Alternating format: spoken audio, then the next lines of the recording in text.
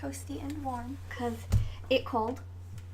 I mean, it's Atlanta, so like the 20s is cold for us, but a lot of other places are super much colder. So I hope you're being safe and warm and cozy. Hello, cat. I'm not feeding you right now. I'm busy. Hangs loudly anyways. This is what I have to deal with, internet. I mean, shocker. A cat that has attitude. Who would have ever thought such a thing could exist? Who would have thought a tortoise cat would have attitude? Anyways, hi. Welcome to our Wednesday night DM chats. Today it's gonna be me, Andi. They play Verity and our Tales from Cyril bi-weekly game, which we will have this Saturday. And I also am the DM for our River of Turrycell game, which is every other Sunday. Today's video kind of makes me laugh a little bit, because if you watched last Turrycell this past Sunday, you will see subtle plot hints are not always my forte, so to speak. Yeah, I know, Kamala. Either that or they are, and your players are just dense. Always a possibility, but I'm not going to say that. Well, I just did for you. But as always, if you have any questions or want to contribute to the conversation, you can pop in the chat. I may or may not be paying attention to it, but the two other Roll for Trouble people, Susie and Carolyn, are hanging out in chat, so they can entertain you. So, first announcement, so Tales from Cyril, like I said, is going to be this Saturday at 12 p.m. Eastern Standard Time, and then this Sunday at 12 p.m. Eastern Standard Time, I made the executive decision, we will have our insight check for River of Turrycell, which is a pre-recorded thing that we will broadcast where some of the players from River of Turrycell talk about the last episode, and the subtlety of which the plot was delivered. Anyways, I didn't really expect this one to win when I set up the Twitter poll, because generally speaking, when you run a Twitter poll, you put the option you want at the top, and by the time people get to the third option, they usually don't vote for it. Learned that in research methods. So this is not the topic that I was expecting to talk about, but I've had the weekend and a snow day to sort of get it together, which I never do, because let's be real, none of us have our shit together. Mug. I don't think you can actually read my mug, but this is probably the most me mug I own, which was a gift from Susie. It says girls don't like boys, girls like true crime and murder documentaries, which I've been watching the Ted Bundy tapes on Netflix lately when nobody else is around, because otherwise it's weird. Anyways, subtle plot points. Murder. Subtle plot points. Anyway. Subtle plot points, like murder. So I actually did notes, because I love you, internet. So the main thing I want to talk about is the differences between a subtle plot point in, like, a novel and a subtle plot point in a D&D game. So in novels, you have the advantage that you have multiple drafts. You can write the same scene multiple times. You can't really do that so much with D&D. Even if you have a big grand plot all sorted out, sometimes you get into it and realize it's not going to work with the players you have. And you don't have the option to just go back and rewrite the first part of the campaign. So you sort of are living in a first draft, which is a very weird thing to have to do, because first drafts are messy as hell and usually make no sense. So that makes it a challenge in a lot of ways to bring in plot points in a subtle way. Another difference is that even in D&D or any tabletop type of game, or any game that you're playing with other people who are also contributing to the plot, in a novel, all of the characters are you. They can make the connections. They can put the pieces together in a way that makes it make sense to the reader, even if the reader hasn't put it together. Players are not you. They have no idea what the hell you're doing. They frequently think you probably have your stuff together more than you actually do. I retweeted something recently that was, a funny, that was, oh, the player, oh man, you've got it all sorted out there, don't you? DM looking behind the screen where there's a hastily scrawled note that says sexy goblin, ? Yes, I do. So that's what a lot of DMing feels like. And originally I had all of Turricell plotted out, ready to roll, and probably just before this past session I realized that what I had planned wasn't going to work and that I needed to completely scrap it and restart with a new ending point in mind. There was just a disconnect between what the players were doing and what the players wanted and where I had intended the story to go. And I resisted it for a really long time, and I shouldn't have, so I have reevaluated that now. Cat. Thanks, Cat. However, that doesn't mean that I'm going to scrap everything that I had originally put into play. Oh, the cats are really at it tonight. Sorry. Should I just give them treats to make them shush? That's not gonna make them shush. No, it's fine. So, what I mean is, sometimes players suck at picking up your hints. Sometimes players suck. Pause. At. Sometimes you will tell them 6, 7, 8 times, these are the 6 MacGuffins you need to find. One of these MacGuffins is an eye, and then you will give the players an eye, and then because they don't seem to get it, you will then have an NPC ask if they can have the eye, in which case the player will just give over the MacGuffin, and you're just fucked. So, Sure! We don't know what to do with this, it's fine! sometimes Harold is more than Harold and was a MacGuffin, and now he's gone, and I have to deal with that. So, you didn't even get it! I'm mocking you in front of you! And you didn't get it still! I just got it. So, sometimes that happens, where you will repeatedly tell your players something is important, and they should be looking for something, and it can be something very strange, like an eyeball. In my defense, I don't remember that. This stream is just getting better and better and better. Aren't you glad you live with us? Anyway. So rocks fall and that's how bad you died. Yeah, so sometimes the big grand plot that you think you've been very clear about explaining what needed to happen has not been clear, or players haven't been paying attention, or they haven't been taking notes, or they haven't been reviewing their notes. I think it's important to remember, as a player, you have a responsibility to pay attention to the story. And that means trying to take notes and trying to review them and trying to remain aware of what's happening. And I know sometimes it's hard, and sometimes you get caught up in the actual game, and it's hard to take notes, because I've definitely been there with Verity.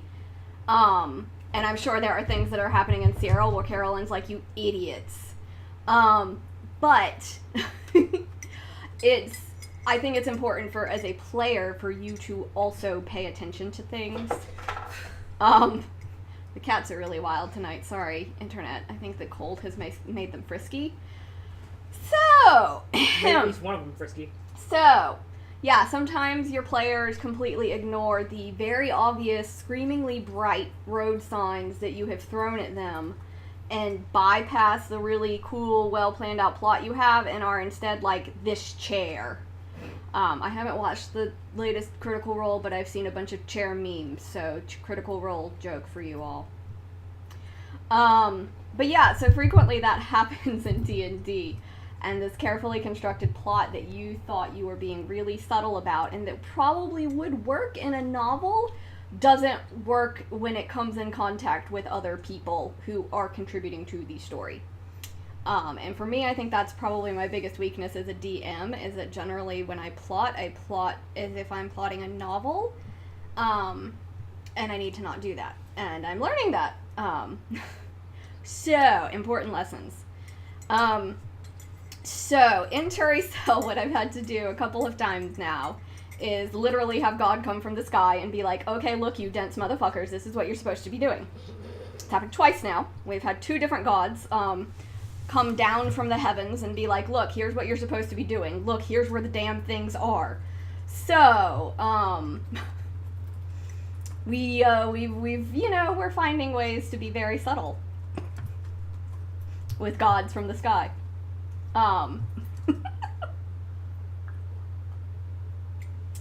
As I said, this is not the topic I originally was thinking I was going to be talking about. What's really even funny, what makes this even better is you're not drinking tea.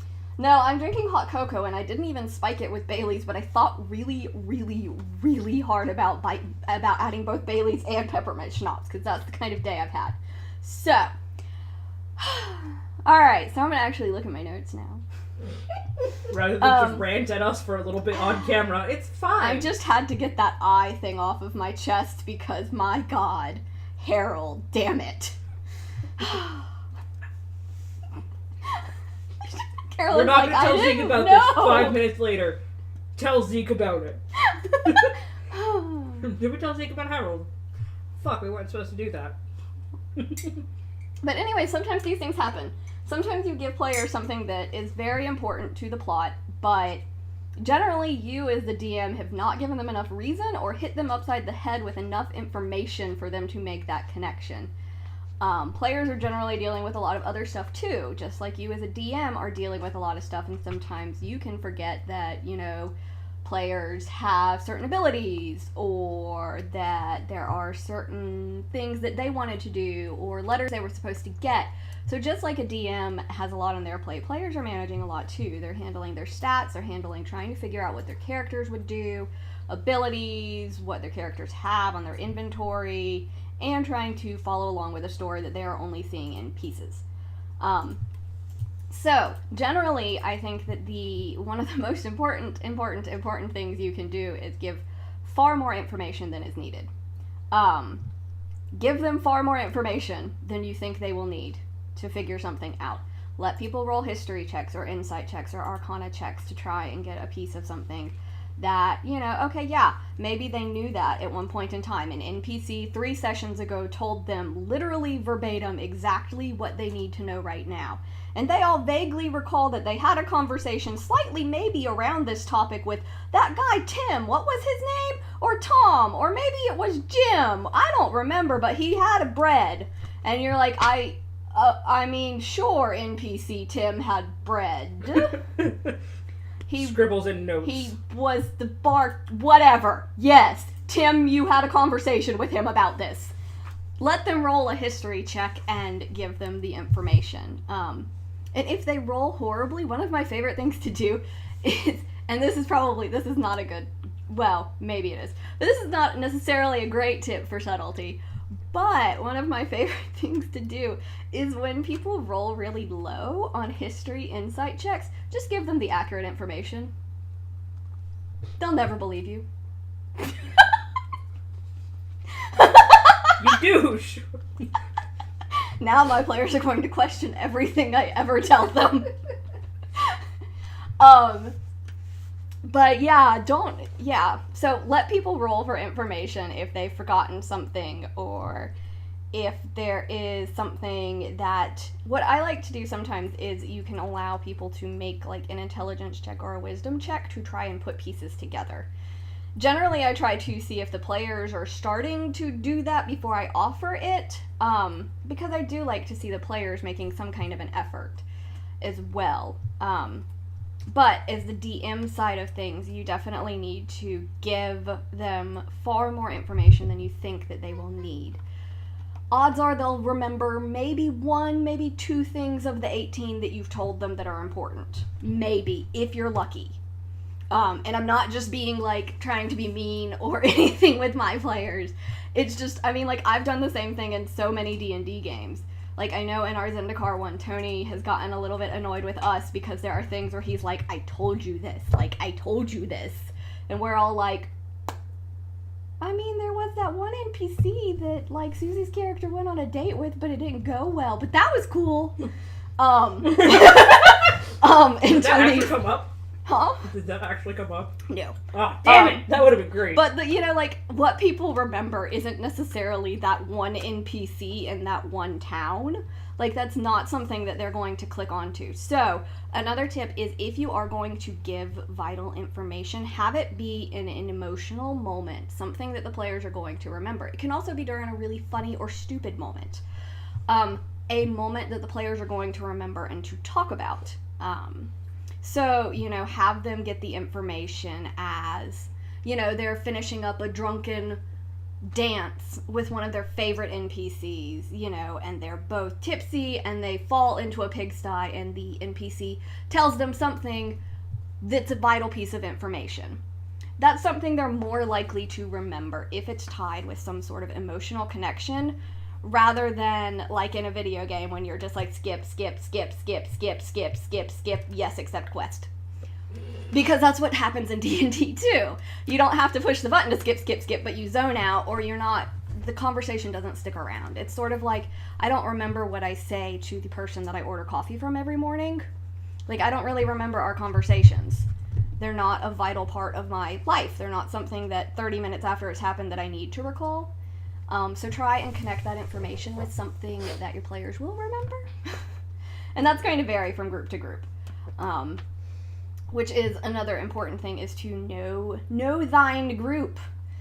And understand what kind of game your group is expecting, because that also impacts what kind of plot they're expecting. Are you running a very linear point A to point B sort of campaign, or are you running something that's more sandbox style, where people can sort of pick and choose plot points, and maybe they're all tied together, or maybe you're just an adventurers guild and you all are just messing around and there isn't a huge overarching plot.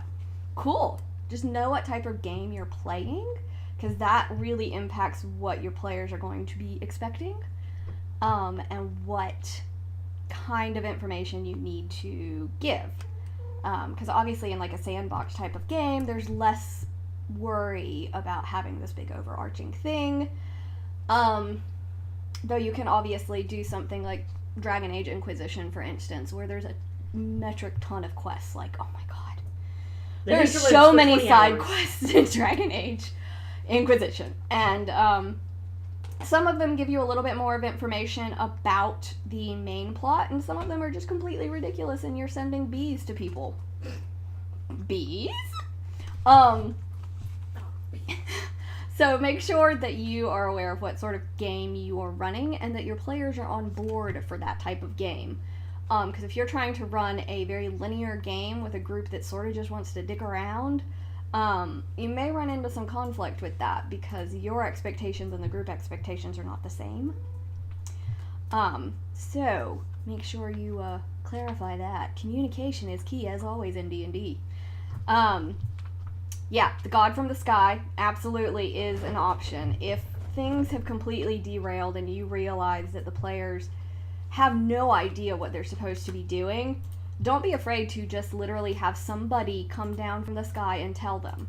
Or you, as the DM, talk to the players, not the characters, and say, hey, I feel like we kind of got a little bit derailed. Here's where the plot is. Do you want to pick it up? And figure out if that's something. Because it could be the players are just ignoring it because they're not interested. Like you've laid out breadcrumbs and they're like, I am gluten intolerant. I am not interested in these. So now you got to figure out something else. Sometimes it's strawberry, bitch! Yeah, Sometimes it's candy. But yeah, so you just need to make sure that everyone is on board. And again, communication is key. Yeah, make sure that the players, that you remember the players are not you. What may be super, super clear in your head is not translated to other people. It's why words exist. To communicate ideas. So. Doc. I know, right? I thought it was just to call people douchebags. I know. So douche nozzle could exist as a word. I saw a whole article about weird phrases like that today. I didn't read it, though. Damn it. Anyways.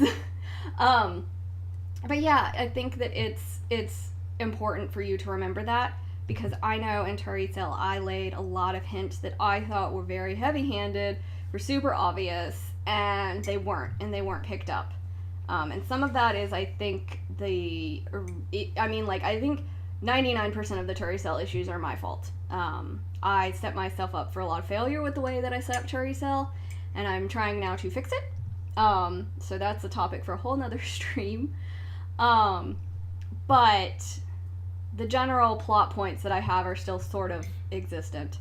I was so happy when, in the last game, Carolyn pieced together that the mural they had seen in, like, episode 4 was, you know, like, literally portals to where they needed to go. A little late on that get-go, but I was so happy that 12, 16 episodes later, ding, ding, ding. we got it. Light bulb. I was really that was a really that was a good moment. I was like, oh yeah. I mean, the funny thing is like when we walked into that room, I was like, this is important, but I don't know why it's important. It's important. I don't know why. But it's important. Should we leave this room? Maybe. And I think, okay, so another thing you can attempt to do is rely on themes and symbols. So, and this is gonna sound like super MFA-y, and I apologize. But what I mean by that is, so in Terrycell, a big theme in the campaign that has come up a couple of times now, that I'm not sure if the players have, I think they've gotten, is the idea of what people will sacrifice for love and religion. And it's a Southern Gothic-y game. So for me, those are sort of hallmarks-ish of that genre. I come at it from a very Flannery O'Connor perspective, I suppose. Damn you, Flannery O'Connor. And so those themes come up a couple of times within the game, in the main sort of plot of the game, which is all about the gods that are the two gods that fell in love and essentially destroyed the world. And now the players are trying to figure out how to fix that. And the method they have to fix it may or may not actually lead to better or worse things. They don't know. So that's sort of a main theme. And so it's come up in a couple of different ways in Muriel's love for her city and what she's willing to give up for that. Even in Annalise, the main antagonist at this point, her devotion to her deity. And we've got Badger's love for nature, and Zeke's love for his sister, and Ophelia's love for shit-kicking. And crab flinging. But Ophelia's love for her patron. So there's sort of different types of love. There's familiar love and romantic love, and every person who has experienced love in this game has given up something for it. Whether it was a good decision or a bad decision, don't know. But everybody in the game, even Fox at this point, he's given up something.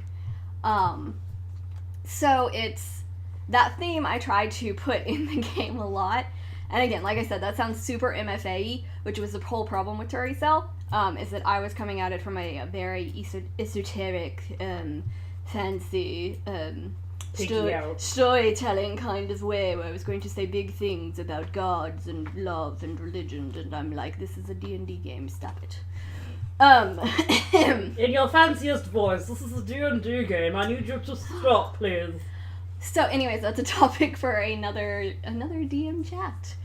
But if you want something to be a recurring theme, and that could be something as simple as, in Curse of Strahd, you see a lot of, like, dead things. There's a lot of death. There's a lot of just things not growing. No sun, no prospering, no warmth. And these themes come in over and over and over, and they come in different ways. They come in the enemies you face, in the world itself, in the NPCs themselves. So it's something that the players are aware of.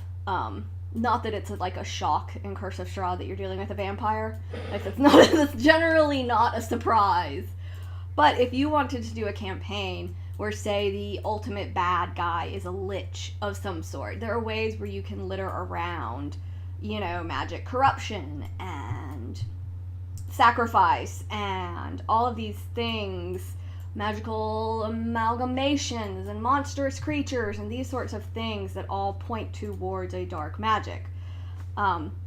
Without having to necessarily scream lich. So when the lich shows up, they're kind of like, I get it. God, all those little hints you're giving us were amazing!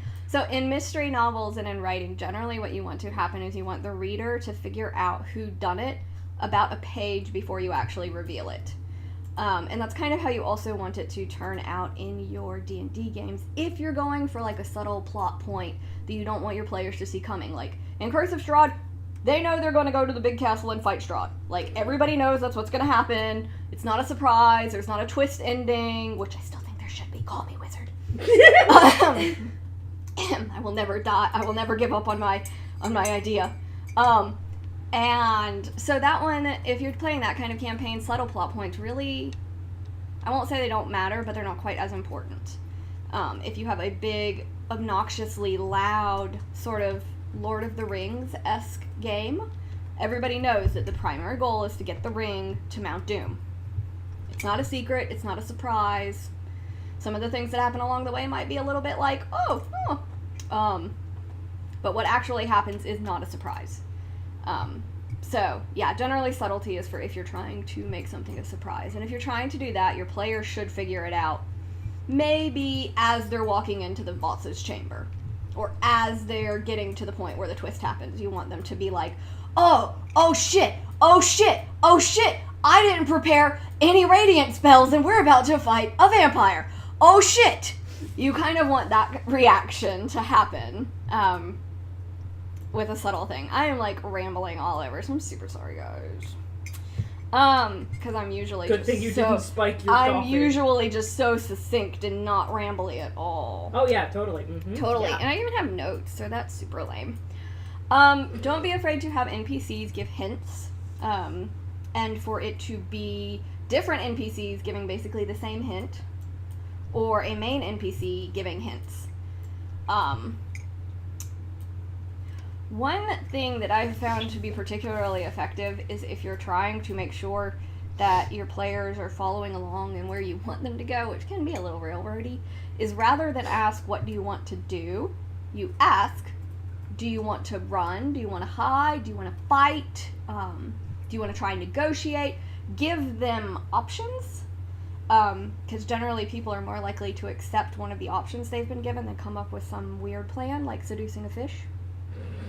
So don't be afraid to... I would like to seduce the fish to cross the river. No. So don't be afraid to just give the players options of what they can do, because sometimes players don't know what their options are. They're not sure what they can do. They're not sure what they're supposed to do. So don't be afraid to sort of help guide that.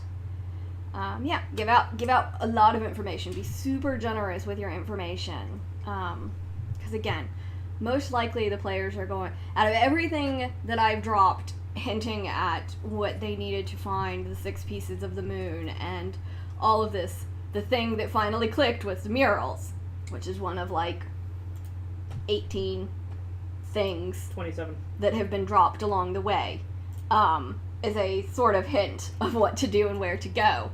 And so be super generous, because again, like most of the time players aren't going to remember everything you say. Especially when you have a group, maybe one person taking notes out of a group of 5. Maybe. I don't know, maybe your groups are different. But I know, like, in Cyril, I struggle with taking notes while playing. And so I absolutely am 1,000% sure there's stuff that I've missed. So, be aware of that. But I think one of the important things with subtle plot points that I need to be better at is to let the players feel smart when they figure something out. If a player makes a suggestion of something that you hadn't thought of and it makes sense and it doesn't like to completely destroy your plot, let them have it. Let them have made that deduction and be like, yes, you are right, that barkeep is super sketchy. Your insight check has revealed he runs a smuggling ring. Good job, player! Have a cookie for participating. Let your players feel smart. Let them enjoy figuring things out. Because, like, that's one of my favorite things in D&D is figuring out how to get out of things. And to figure out what's going on in things. That's what I enjoy as a player. And so it's something I'm going to try and do better about with Turicel. Again, now that I have sort of sorted my life out on reworking that game to be more what it needs to be, as opposed to what I was trying to make it be.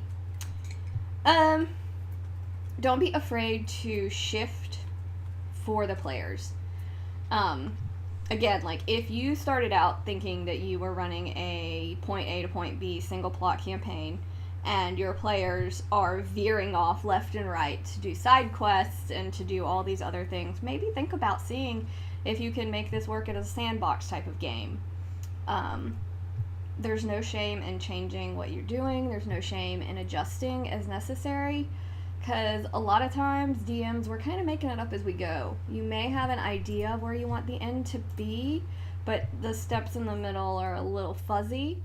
And that's where players can really be their own worst enemies. Sometimes players have the best suggestions of things that are happening and things that you think are going to happen, and they make wild speculations. And then you're like, oh, that's a good idea. I'm going to write that down for later. So don't be afraid. Is that why you started doing insight checks? But it also is, if your players are doing that a lot, if they are frequently making suggestions or conspiracy theories or telling you what they think is happening, I think it's really important as a DM that you listen to that, because it's usually your players trying to tell you something about the game. And it may be, this is what I want to see, this is what I don't want to see, this is what I don't get, this is what I get, this is what I like. It really will tell you a lot about the kind of game your players are wanting to play. If they frequently charge into things that should have been diplomatic and they've made them into a fight, they probably want more fights in the game. If they're being really antagonistic towards every NPC, maybe they're wanting more fights in a game. If they are trying to talk their way out of every single fight, maybe they want less fights. It's a really good way to gauge what kind of game your players want to play based on how they react to what you are giving them. I guess that's not really a subtle plot thing, but it can be a really good way for you to gauge whether your players are connecting with what your plot is or where you think your plot's going. Because again, if your players, like mine and Terrycell, had absolutely no idea what the hell they were doing, that was a clear sign to me, like, forever ago, that I needed to change course. And I didn't. So again, like, Terrycell's 99.9% me. That I messed up in the way that I've run that game, and I'm hoping to retro fix it-ish now. So, yeah, don't be afraid to adjust and to take your players' suggestions into account. You're all playing a game together, so it should be fun for everybody, players and you included. So if you hate running combat, then, maybe find a group of players that doesn't like combat and run a combat-free D&D game. That'd be wild. That'd be cool. Or, adjust your own DM style and push yourself to try and get better at combat and to enjoy it more so that you make a more rounded game that your players enjoy. There are a multitude of choices, because D&D is wildly free. But not in a financial sense. Don't pirate. Yeah, make sure that your players understand the type of game that you're in. If you're trying to do a plot point, or just a free-form, let's do random one-shots as we find them, because those can be kind of fun too. And let the players build the different connections that you are creating. Let them help you build the bridges between your ideas and what ultimately happens, because that's what makes it feel like a collaborative story, as opposed to just DM going, and here is what happens, and you guys are just along for the ride. Let the players have some control over what happens, over how this world is built, and what shape it takes. Maybe they're supposed to uncover a nefarious murder plot, and the way that they piece together who the murderer is absolutely not what you intended. Or it's not even the murderer you originally intended. But the case that they have made is so compelling that you're like, you know what? Yeah. She absolutely could have done it. Absolutely, yes. Okay. 500% go arrest her. Oh god, she's the lich! But yeah, sometimes your players will absolutely surprise you, and they will come up with a way better story than you ever will. I guess my final tip would be to trust your instincts for the most part. I think people in general have a fairly decent story sense. We generally understand the arc of a story and the flow that it takes. So if you, as a DM, are feeling something is off, something is dragging, something is not right, trust your instincts on that. It might take you a minute to figure out what exactly is wrong, but I really think that DMs need to be able to trust their instincts on that kind of thing, because most of the time you're right, and if you're feeling it, the players are feeling it. And it's a lot easier to fix stuff sooner rather than later, like I'm having to do now. But yeah, I guess those are my rambly tips on subtle plots and just general D&D and stuff. D&D? D&D and you and me. We do have a couple questions. Oh, Lord. Brian first asked, show me on the campaign where the players hurt you. The eyeball. It's right here. Secondly, he says, should you punish players for missing plot points? No. I don't think you should. Because generally speaking, like I said, generally, I will say you should punish them if they've missed plot points because they are on their phones dicking around on Twitter and they are not participating in the game. If your players are actively checked out, first, check in and see what's up with that. Like, are they just really bored? Is something going on? But generally speaking, I would say no. Do not punish players for missing plot points. Because again, they're not you, so they probably don't realize that that's something important. You know, they're just like trying to buy some new armor. They don't realize that the, you know, blacksmith is giving them some important information about the fact that there's a dragon or something.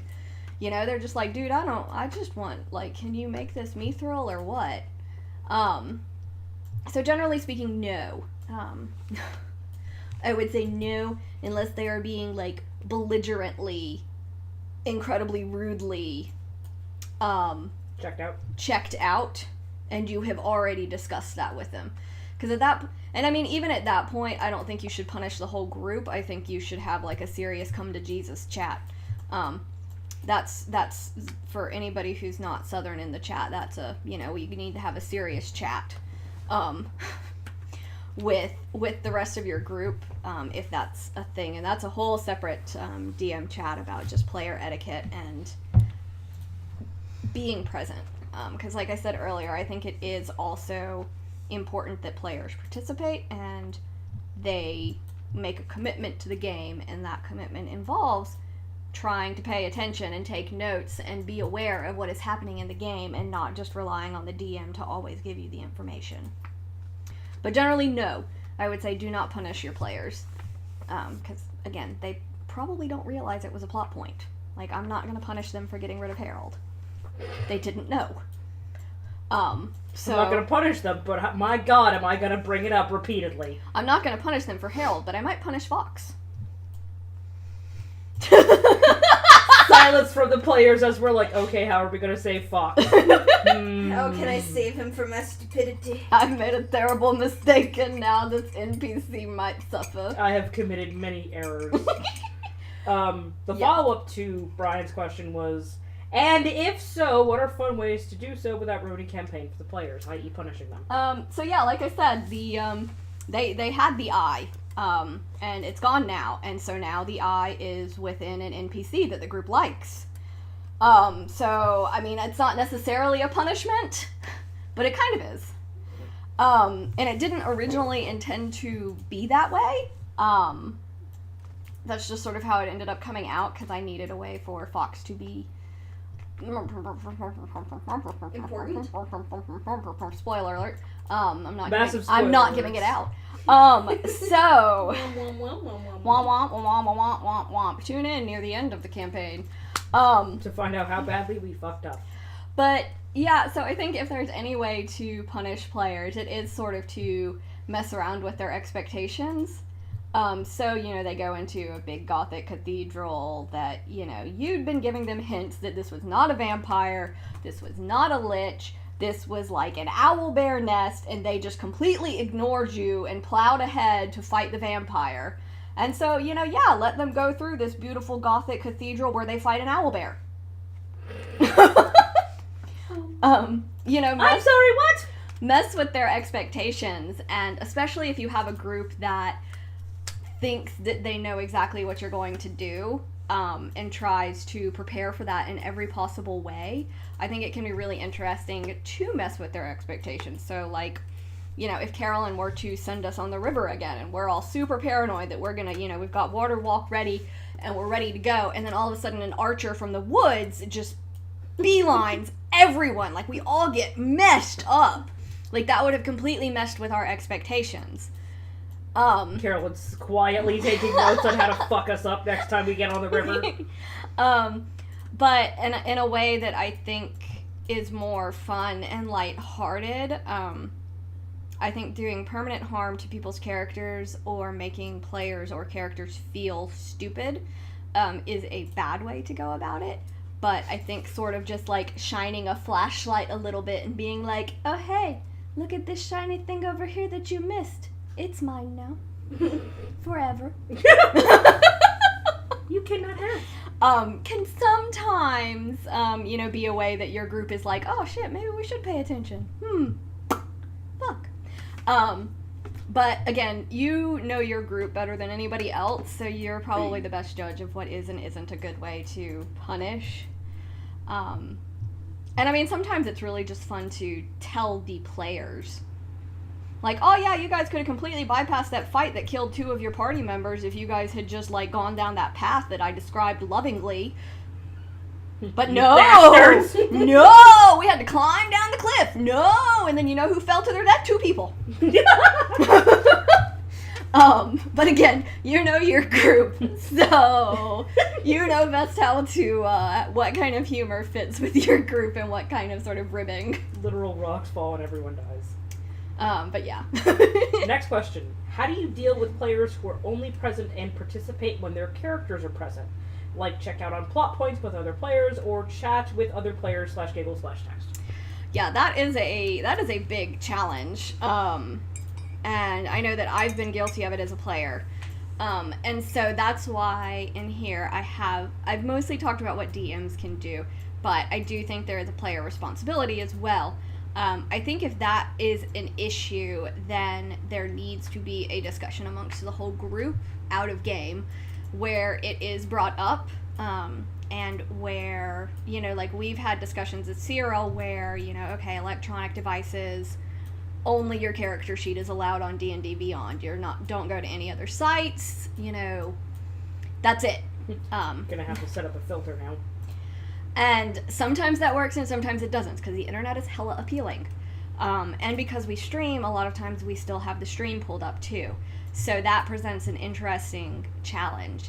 But I think the important thing there is to have an out-of-character conversation that's probably going to be a little uncomfortable, but that ultimately will hopefully make your game more enjoyable for everybody. Because I'm sure that there are other players who are like, hey, I can't hear the DM because you two are making stupid jokes. Like, can you not? No.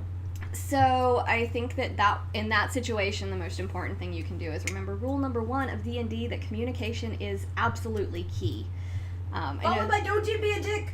Followed by don't be a dick, which I think the ground rules of that are, yeah. But that would be my biggest advice there, is to have a serious discussion. And if it's only a few players, pull them aside and have a private conversation if it continues to be an issue. I think first step is always have it as a big group conversation where you can discuss it with everybody, and if it continues to be an issue that only 1 or 2 people are exhibiting, at that point you need to pull them aside. And I mean, sometimes you just need to ask and be like, hey, is something going on? Are you not enjoying this game?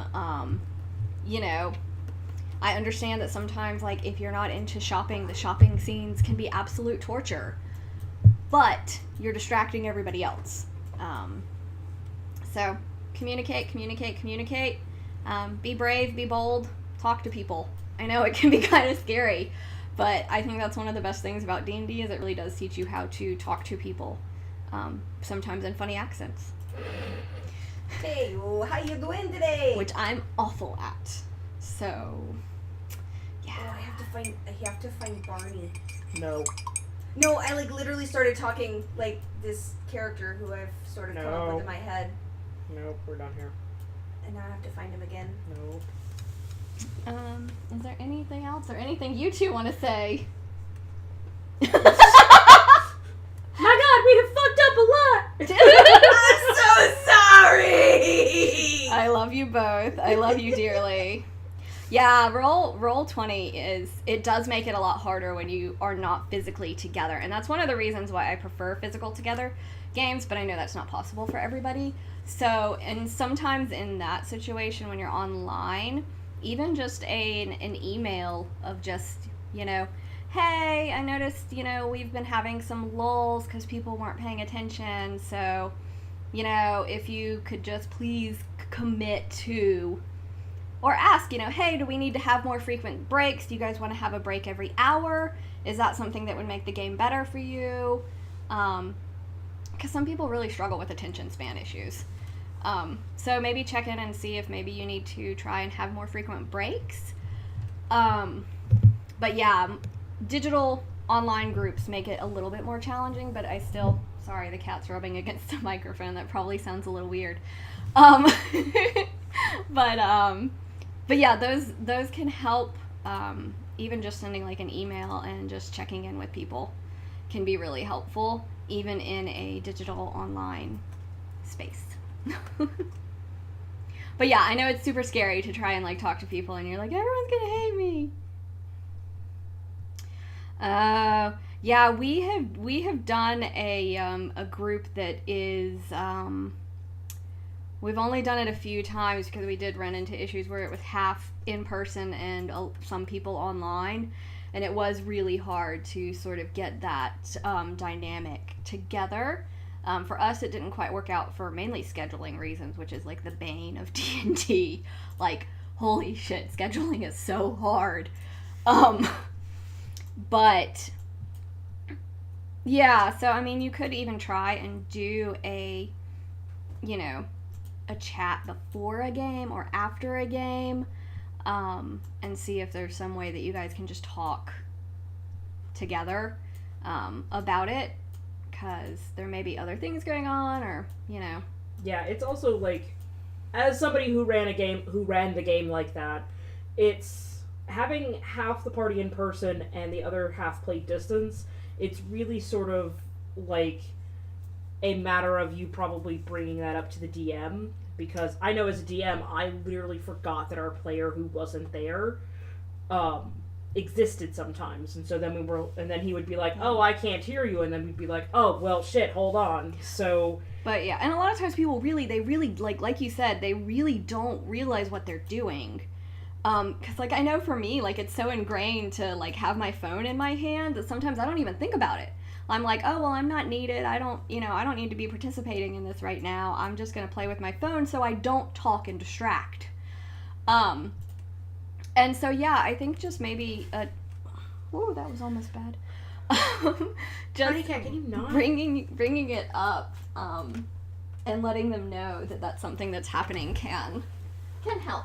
It's something that's happening and is affecting your enjoyment of the game. Hello all, this is the tiny cat, and she loves you, and she believes that you can do this. Boop, boop. I was hoping she would meep for you, but she did not, I'm sorry. She very rarely does. She's super shy on stream. She's shy. She's a super shy cat. But yeah, to reiterate, for like subtle plot points is, they're really only necessary if you're trying to be a little bit sneaky about your plot, which, like, I'm realizing with Turricell, I really didn't need to be at the beginning. Like, there was absolutely no reason. The players knew literally nothing about the world, so I don't know what I expected. I'm gonna hide information from you. I don't know shit! So, again... Why is this going terribly? Yeah, no, I completely messed up on that front, so my bad! And again, probably on a separate stream, I will talk about my grandiose ideas on what Turricell is going to be and how it's going to be a nature of God discussion. And how about when the campaign's over? Maybe. That way you can then sum up all of your thoughts and You just feelings about how we're ran terrible. That's gonna be people. like a 3-hour stream of That's fine, me we've got just time. of me just word vomiting my feelings. I'll need to take the day off work the next day. I'm sorry I can't come into work. I had too many feelings last night. I'm sure it's viable. I'm sorry, what? Bye. Click. I'm an emotionally hungover. I can't come in. But yeah, so I think really you only need to worry about it if you're trying to do something slightly sneaky, you're trying to do something that the players aren't 100% expecting. And even if you're doing that, give them far more information than they need. Yeah, mental health day, absolutely.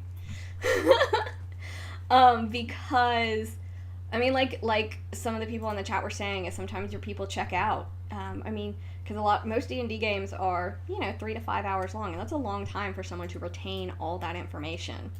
I think about me in high school, and I'm like, I retained nothing, man. Like, I got nothing. It's bullshit. So it's really, I think it's important for you to give people far more information than you think they're going to need, so that hopefully they retain that one piece of that mural. They remember that, and then they make that connection, and you're like, yes, all that work. Because you described it like an I- icy thing, yeah. and then you said something about ice, and I was like, Yeah, I know. I spent like 15 minutes Not describing cool. those murals, and you all were like, great, what's in that jar over there? It's Harold. He's It's our new Harold, best friend. who's also important. Great, I'm gonna give it to the first NPC that asks for it.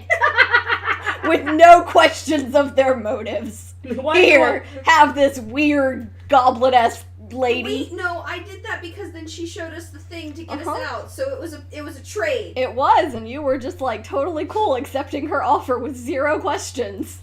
Man, we are a trusting group. I know, and it is weird because sometimes you get a group like the one in Turi Cell where they don't believe in insight checks. Insight checks And are so real. I literally have to be like, why don't you roll an insight check on that? And they're like, 4! I got a 5! 7! And I'm just like, yep, that's another trustworthy soul. The only time they've rolled an insight check unprovoked, which says so much about my group, is to check and see if the baker chick had a crush on Fox.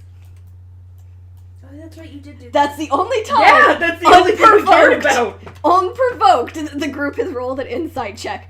Does the baker lady think Fox is cute? Yes. That was Ophelia. I would It like to was. point out that was Ophelia It was. only. Badger didn't care. Yeah, you should have been in this game, Brian, and you still can if you wanna. We can work in some other NPC. We can work in new people. I mean, hell, we all have amnesia. We just figured out who the fuck we were. Sort It's of. fine. Sort of. Everything's fine. This is fine. This is fine and nothing's on We could fire. come back with Harold. No, we lost Harold. Harold belongs to Daisy now. I just have to go get Daisy and clock her upside the head and grab it. It's fine. You have so much fun with that.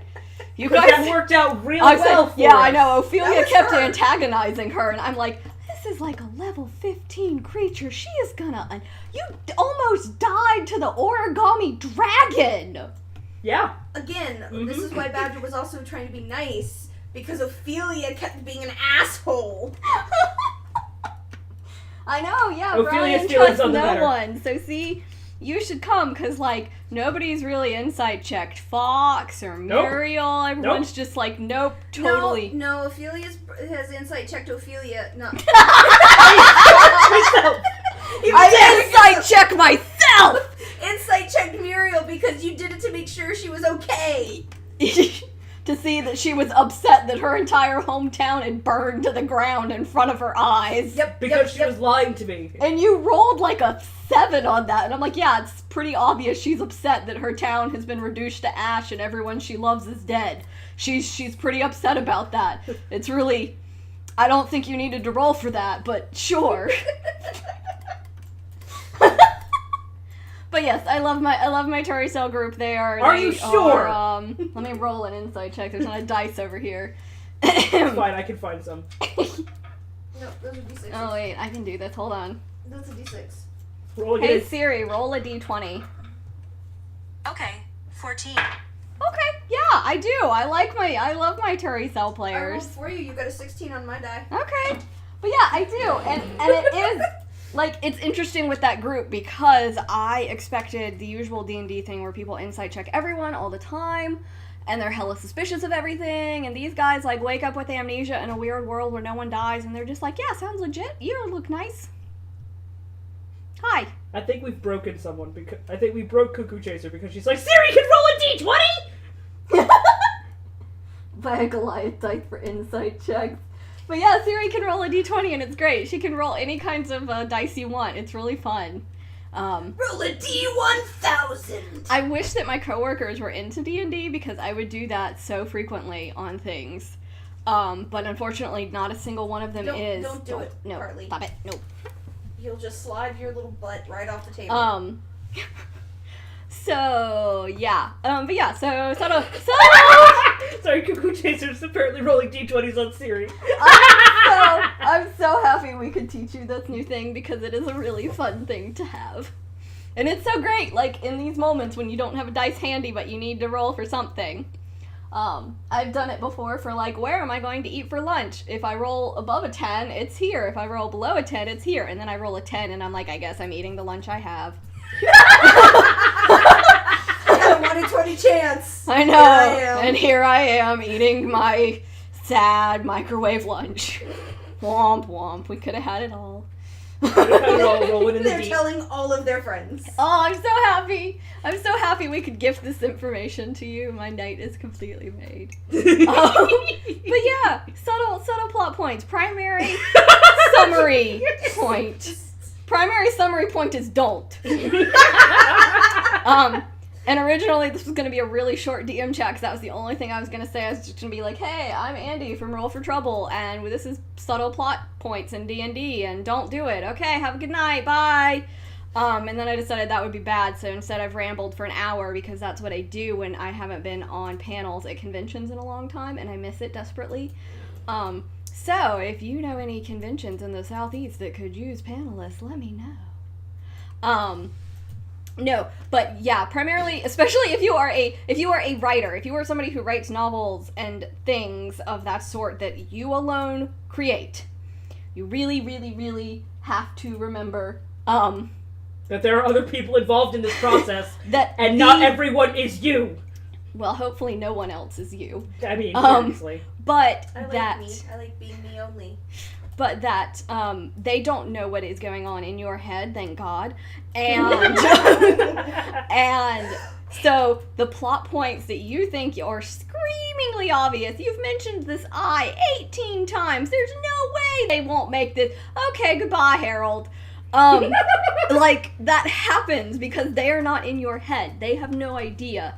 And so you have to, at times you have to be, like, super literal. And, I mean, like I said, in Turi Cell, we have had gods come from the sky now twice. The first time to be like, hey, here are the 6 pieces you need to collect. You've run into this information about 7 times, but have yet to retain it. So, What?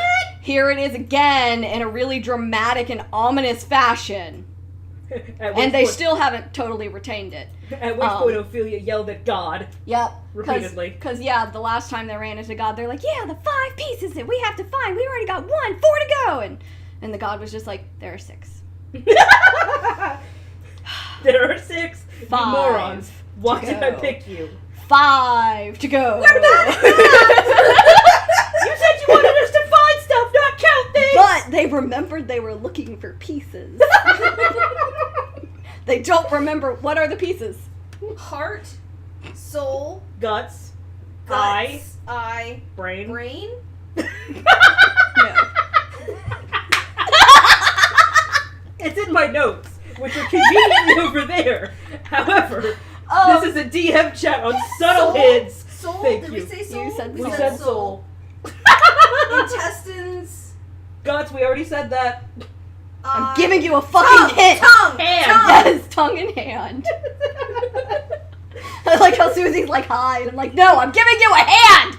I'm giving you a hand right now. Okay, so they're the 7 chakra points. Sort of, yes. Baby! Because I'm literally thinking of Avatar right now and him going through that whole state. And I vaguely remember tongue for some reason. That sounded weird. That sounded real. That was real weird. That was a... I'm so sorry for anyone joining in just now. As you can see, we are... So just go. As you can see, 2/3 of the party is real bright. Oh yeah, man, we dropped from 13 viewers to 9. Well, when did we have 13? I don't know. Shit. We had Earlier 13 for when like the last 15 minutes. Earlier, until before we got to the proved how dumb tongues, we were... Until we got to the tongues, we had 13. They were like, this is too weird, I'm out. Man, y'all are dumb. I came in for subtle plot points, and now I've got people going, I'm giving you a hand! As the players are like, did we say soul? I wasn't looking at you, okay? Susie was looking dead at me, just like, intestine. Like... No, because she was saying intestines, and I was like, we already said that! But see, sometimes you, as the DM, are doing like this, thinking you're being very helpful and very obvious, and the players are just like, wee! No, family, I got this! What are you saying? So, give them far more than you think they will need, because they need it. Unless you have players who are particularly good and astute at figuring things out. And It's not us. But yeah, it's tailor it to your own group. Every group is different. Your mileage may vary in how you play D&D and what works for your group and doesn't work for your group. Mileage may vary. And I think that that's important to remember. But yeah, primary plot points is give people more information than you think they need. Remember that the players are not you. Yeah. So. Also, don't. Yeah, also don't. Don't be subtle. Just don't, unless there's a good reason. If you've got an NPC that is beloved and is going to turn out to be a major antagonist, be subtle about that. Not that I'm saying that for any particular reason. I hate you. Part of me's like really waiting for this to happen, but like I'm feeling slightly trusting. Very trusting, except when she yells at God. Except for of gods. She doesn't trust gods. Fuck them. So this week, we have Tales from Cyril on Saturday the 2nd at 12 p.m. Eastern Standard Time, and that is our, one of our long-standing D&D campaigns. Sorry, bless me. Bless you. But if you're brand new to the channel and just checking us out, now is actually the perfect time to jump into Cyril, because we have just entered the Feywild and shit's getting weird, and you will get to see lots of insight checks in action. I imagine. Done by one person. Brian, who plays our cleric, will demonstrate insight checks. Repeatedly, because the rest of us are idiots. And you'll get to see Carolyn attempt to torture us as the players attempt it right back. This is gonna be great fun. Polar Bear and I have been plotting, so... Anyways, and then Sunday we have insight checks where Carolyn and Tony will talk about Last Turry Cell, where a god literally came from the sky and pointed to a map where I literally went and highlighted on the map I gave them the cities they need to go to find the MacGuffins. We are dumb. But and again, Turry Cell is a weird thing, and I will probably go into more depth about it before we get to the end of the game, because I think that will make more sense. And next week we will have a DM chat that is going to be pre-recorded. We're going to do the pre-recorded one where Polar Bear and Carolyn talk about DM styles, because on the 9th we'll be running a super special, super romantic, and super cheesy one-shot inspired by the dating game. The dating game. Love it. That I am putting together, and that is going to be ridiculous. I already have my ridiculous game show host jacket. It is fantastic. Specialty found in Goodwill. And a bow tie borrowed from a friend. So that'll be fun. But that's next week. Something borrowed. And then we will have River of Turrycell next Sunday. So you will get to see what happens after God comes from the sky and is like, what? Again? Look, you morons. It was a different god, to be fair. It wasn't the same god. Because the same god might have smote them. Helador ain't super forgiving. But anyways, I'm going to stop rambling now. And probably have another hot cocoa. And then go to bed. And you should too. And stay warm. And that's it. So we'll see you again on Saturday at 12 p.m. Eastern Standard Time, where we are in the Feywild and it's getting weird. She has gone weird, yeah. we will see you Saturday. Yee. See you in the dream world. Bye, Internet.